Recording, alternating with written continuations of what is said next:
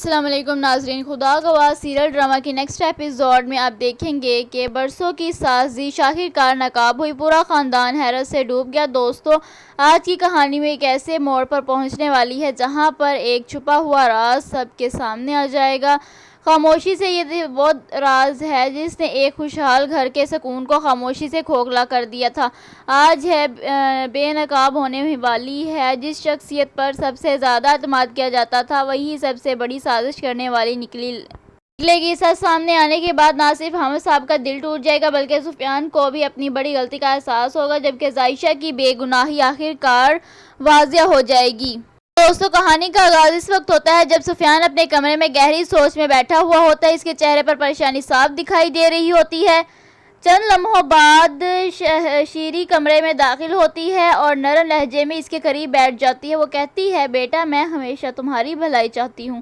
کچھ فیصلے جذبات میں نہیں بلکہ عقل سے کیے جاتے ہیں۔ مجھے لگتا ہے کہ یہ رشتہ تمہارے لیے مناسب نہیں۔ اگر آج تم نے جلد بازی میں فیصلہ کر لیا تو کل چھپانے کی صفائیت کچھ بھی نہیں بچے گا اور پچھتاتے رہ جاؤ گے۔ سفیان خاموش رہتا چلا جاتا ہے۔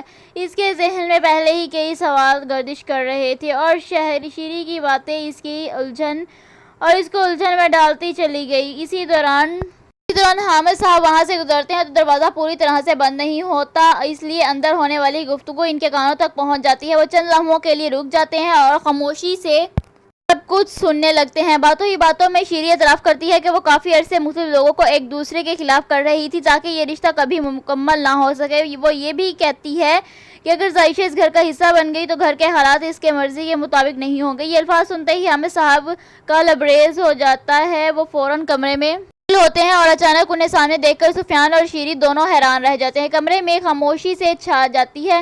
حامد صاحب سخت لہجے میں کہتے ہیں، مجھے کبھی اندازہ بھی نہیں تھا کہ ہمارے گھر میں اتنے مسائل کے پیچھے کوئی اپنا ہی ہو سکتا ہے۔ آج مجھے معلوم ہوا ہے کہ جن لوگوں پر سب سے زیادہ اعتماد کیا جاتا ہے بعض اوقات وہی اعتماد توڑ دیتے ہیں۔ شیری گھبرائی اور صفائی دینے کے لیے اس نے حامد صاحب کو بٹھایا اور ان کو سمجھانے کی کوشش کی، مگر حامد صاحب اس روکے ہی نہیں۔ کسی وضاحت کی ضرورت نہیں۔ حامد صاحب کہتے ہیں کہ میں نے سب کچھ اپنی آنکھوں سے دیکھا ہے اور کانوں سے سنا ہے۔ یہ سن کر سفیان کے چہرے کا رنگ اڑ جاتا ہے۔ اسے احساس ہونے لگتا ہے کہ شاید وہ بھی غلط فہمیوں کا شکار ہو رہا تھا۔ حامد صاحب کہتے ہیں کہ ایک بے قصور لڑکی کی عزت اور مستقبل کے ساتھ کھیلنا بہت بڑا ظلم ہے۔